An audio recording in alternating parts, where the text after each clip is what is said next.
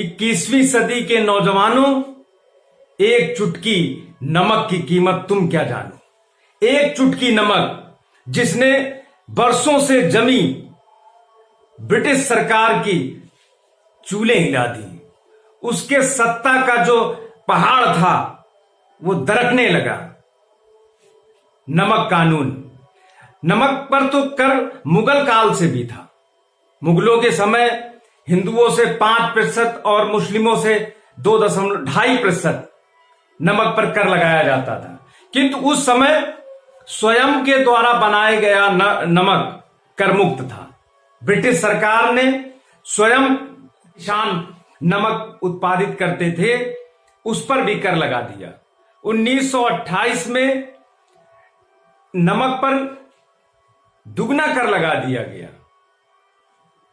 नमक जो एक सभी वर्ग, जमीन जो गरीब है, अमीर वर्ग, मध्यम वर्ग, सभी वर्ग नमक का प्रयोग करते हैं। और नमक पर पूरे विश्व में टैक्स लगाया गया था। भारत में महात्मा गांधी ने असहयोग आंदोलन, चौरी चौरा कांड असफलता के बाद राजनीति से दूर हो गए। 1929 में लाहौर अधिवेशन में जब पूर्ण स्वराज्य की मांग की गई, पूर्ण स्वतंत्रता की जब मांग की गई, उसके बाद जवाहरलाल नेहरू ने गांधी जी को नेतृत्व करने की गुजारिश की। गांधी जी ने पुनः उसी सत्य और अहिंसा का एक बार और प्रयोग किया।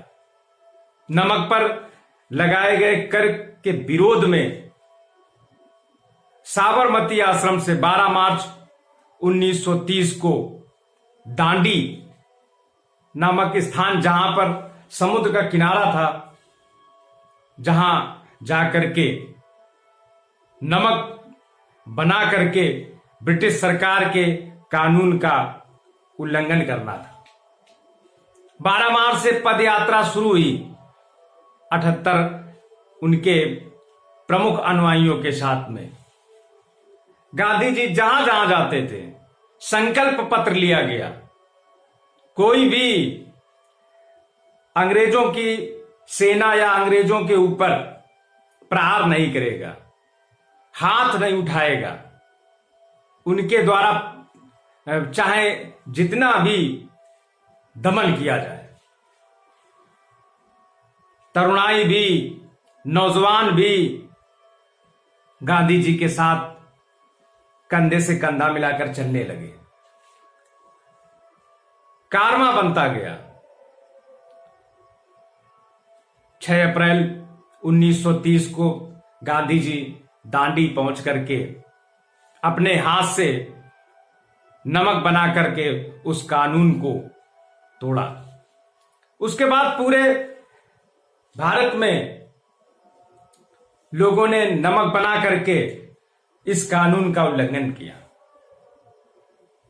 कानपुर भी उसमें अछूता नहीं रहा। कोतवाली के पास श्रद्धानंद पार्क में कानपुर के आजादी के मतवालों ने नमक बना करके इस आंदोलन में सहयोग किया, बढ़ चढ़ के भाग लिया। गांधी जी गिरफ्तार किए गए। बाद में सरोजनी नायडू ने आंदोलन का नेतृत्व किया। मुंबई के धरसाना में सबसे बड़ा आंदोलन हुआ। यहां पर 10-10 के जत्थे आते थे और नमक बनाते थे, जिस पर ब्रिटिश सरकार के सैनिक, पुलिस लाठियां बरसाती थी। घायल हो जाते थे, फिर उनको उठा लिया जाता था, फिर 10 लोगों का एक जत्था आता था। इस प्रकार से पूरा आंदोलन चला।